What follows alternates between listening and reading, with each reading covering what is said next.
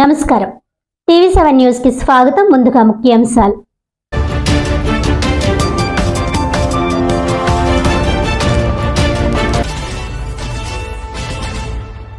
మోంతా తుఫాన్ ఎదుర్కొనేందుకు ప్రభుత్వం అన్ని చర్యలు తీసుకుంటోంది. అన్ని శాఖలను సమన్వయం చేసుకుంటూ జిల్లా యంత్రాంగం ఎప్పటికప్పుడు అప్రమత్తంగా వ్యవహరించాలన్న జిల్లా ఇన్ఛార్జ్ మంత్రి పి నారాయణ.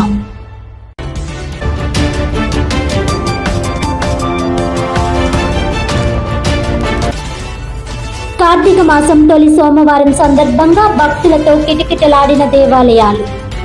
తెల్లవారుజాము నుంచి ప్రత్యేక పూజలు నిర్వహించిన భక్తులు.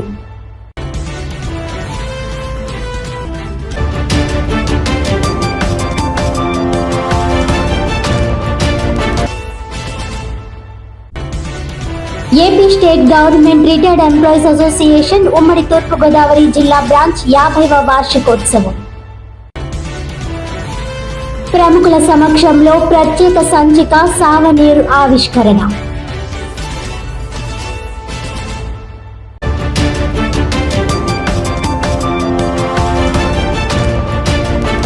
ఇక డీటెయిల్స్ చూస్తే, మోంతా తుఫాన్ కారణంగా జిల్లాలో ఒక్క ప్రాణ నష్టం కూడా జరగకుండా పటిష్ట రక్షణ చర్యలు చేపట్టి అన్ని శాఖల సమన్వయంతో పంట ఆస్తి నష్టాలను కనిష్ట స్థాయికి నియంత్రించాలని జిల్లా ఇన్ఛార్జ్ మంత్రి పొంగూరు నారాయణ మోంతా తుఫాన్ కాకినాడ సమీపంలో తీరం దాటనుందని వాతావరణ శాఖ జారీ చేసిన హెచ్చరిక నేపథ్యంలో సోమవారం మధ్యాహ్నం కలెక్టరేట్ వివేకానంద హాల్లో జిల్లా ఇన్ఛార్జ్ మంత్రి, రాష్ట్ర మున్సిపల్ పరిపాలన, పట్టణాభివృద్ధి శాఖ మంత్రి పొంగూరు నారాయణ విపత్తు నియంత్రణకు జిల్లా యంత్రాంగం చేపట్టిన చర్యలను, సంసిద్ధతను సమీక్షించి సూచనలు, ఆదేశాలు జారీ చేశారు.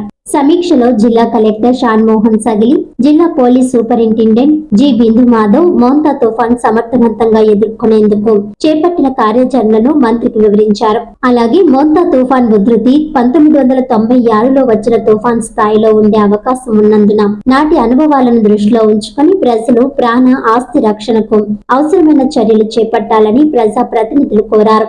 ఈ సందర్భంగా ఇన్ఛార్జ్ మంత్రి నారాయణ మాట్లాడుతూ తుఫాన్ పరిస్థితిపై రాష్ట్ర ముఖ్యమంత్రి ఎప్పటికప్పుడు సమీక్షించి ఆదేశాలు జారీ చేస్తున్నారని, తుఫాన్ కారణంగా కాకినాడ జిల్లాలో ఒక్క ప్రాణానికి కూడా నష్టం కలగకుండా అధికారులు పటిష్టమైన రక్షణ సహాయక చర్యలు చేపట్టాలని ఆదేశించారు. అలాగే తుఫాన్ కారణంగా పంటలకు, ఆస్తులకు జరిగే నష్టాలను కనిష్ట స్థాయికి ఉండేలా నియంత్రించాలని కోరారు. ఈ కార్యక్రమంలో ఆయనతో పాటు జిల్లా తుఫాన్ ప్రత్యేక అధికారి, పంచాయతీరాజ్ శాఖ ముఖ్య కార్యదర్శి కృష్ణతేజ, రాజ్యసభ సభ్యులు సానా సతీష్, ఎంపీలు తంగెళ్ల ఉదయ్ శ్రీనివాస్, గంటి హరీష్ మాధుర్, ఎమ్మెల్సీలు కరిపద్మశ్రీ, పేరాభక్తుల రాజశేఖరం, ఎమ్మెల్యేలు నిమ్మకల్ల చినరాజప్ప, వనమడి కొండబాబు, డిసిసిబి చైర్మన్ తుమ్మల బాబు, సివిల్ సప్లైస్ కార్పొరేషన్ చైర్మన్ తోట సుధీర్, మాజీ ఎమ్మెల్యే ఎస్విఎస్ఎన్ వర్మ పాల్గొన్నారు. 23 అంబులెన్సులు 108, అదేవిధంగా 35 104 వాహనాలు రెడీ చేశారు. మొబైల్ వైద్య సిబ్బందిని కూడా రెడీ చేశారు. అదేవిధంగా 7 రోజులకు సరిపడా ఒక 7 రోజులకు సరిపడా యాక్చువల్గా వైద్యానికి సంబంధించిన మెడిసిన్స్ కూడా మెడికల్ డిపార్ట్మెంట్ యాక్చువల్గా రెడీ చేసింది. అదేవిధంగా గర్భిణీ స్త్రీలకు, శిశువులకు, చిన్న పిల్లలకి పౌష్టికాహారం ఇబ్బంది లేకుండా ఏర్పాటు చేశారు. 27వ తేదీ నుంచి 29వ తేదీ దాకా పాఠశాలకు మొత్తం అన్నిటికీ టోటల్గా హాలిడే ఇవ్వడం జరిగింది. 29వ తేదీ పరిస్థితిని చూసుకుని అవసరమైతే 30వ తేదీ ఇవ్వాలా లేదా అనేది నిర్ణయిస్తారు. 101 వసతి గృహాలు పాఠశాలలో ఉన్న 14,499 మంది పిల్లల్ని ఇంటికి పంపించేశారు. ఇంటికి రీచ్ అయినట్టు కూడా మెసేజ్ కూడా రిసీవ్ చేసుకోవడం జరిగింది. పశువులని సురక్షిత ప్లేస్ మార్చేతులుగా ఏర్పాటు చేశారు. అన్నిటికంటే ఇంపార్టెంట్ మత్స్యకారులు ఎవరైతే వేటకు పోతారో వాళ్ళని ఎవరిని వేటకు పోవద్దని చెప్పడం, 616 బోట్లని వెనక్కి విలిపించి వాటినన్నిటి కూడా క్రీక్స్లో ఏర్పాటు చేశారు. క్రీక్స్ అంటే సముద్రం ఎత్తులో కాకుండా క్రీక్స్లో కొంతసేపు కొన్ని దాన్ని కూడా ఏర్పాటు చేశారు. ఏదైతే ఎల్ఏఎస్ఎం ప్రాజెక్ట్ ఉందో రిజర్వాయర్, దాని కెపాసిటీ 24.11 టీఎంసీ, ప్రస్తుతం 21.97 ఉంది.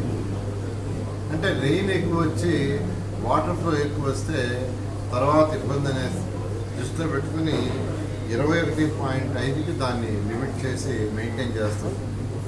వచ్చే వర్షాన్ని బట్టి క్వాంటిటీని బట్టి ఎలా చేయాలనేది చేస్తామని అధికారులు చెప్పడం జరిగింది. ఆ విధంగా ఏర్పాటు చేశారు.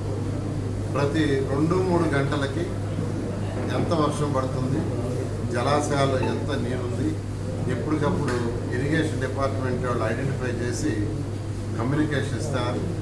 దాన్ని బట్టి ఏ రిజర్వాయర్లో ఎంత స్టాక్ చేయాలనే దాని విధంగా యాక్చువల్గా ఇరిగేషన్ డిపార్ట్మెంట్ చాలా క్లీన్గా యాక్చువల్గా వర్క్ చేస్తుంది. జనరల్గా ఇటువంటి జరిగినప్పుడు గాలి ఎక్కువ వస్తే ఎలక్ట్రిసిటీ వైర్లు తెగిపోతాయి, ఎలక్ట్రిసిటీ స్తంభాలు తెగిపోతాయి, పడిపోతాయి. దానికి సేఫ్ సైడ్గా 1000 మందిని రాయలసీమ ప్రాంతం నుంచి ఈ ఎలక్ట్రిసిటీ వర్కర్స్ యాక్చువల్గా ఇక్కడికి తీసుకురావడం జరిగింది. ఏదైనా జరిగితే ఇమీడియట్గా యుద్ధ ప్రాతిపన వర్క్ చేసేటట్టుగా ఎలక్ట్రిసిటీ డిపార్ట్మెంట్ వాళ్ళు దాని మీద చక్కగా ప్లాన్ చేస్తున్నారు.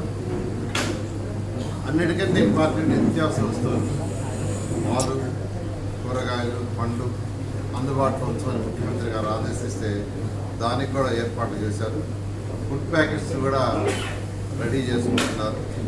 తాగునీటి కూడా ఇబ్బంది లేకుండా దానికి కావాల్సిన పాకెట్లు, బాటిల్స్ కూడా కరెక్ట్గా యాక్చువల్గా ఏర్పాటు చేస్తున్నారు.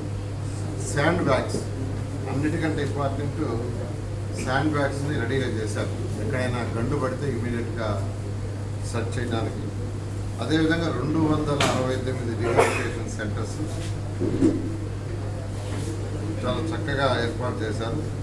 అదేవిధంగా ఇప్పుడు వర్మ గారు, అదేవిధంగా రాజప్ప గారు, ఎంపీలు అనేక సజెషన్స్ ఇచ్చారు. వాటన్నిటి కూడా కరెక్ట్గా నోట్ చేసుకొని వాటిని ఇంప్లిమెంట్ చేయబోతున్నారు.